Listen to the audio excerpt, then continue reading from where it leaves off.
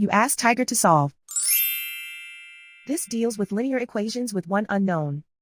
The final result is x equals 2. Let's solve it step by step.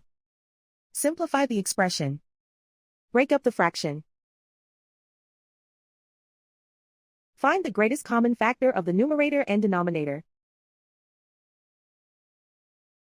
Factor out and cancel the greatest common factor. Group all constants on the right side of the equation. Subtract 3 from both sides. Simplify the arithmetic.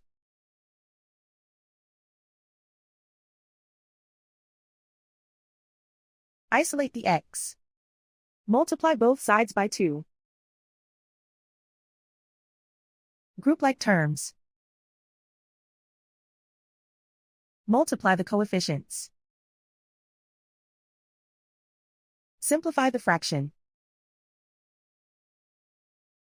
Remove the ones. And so the final result is x equals 2.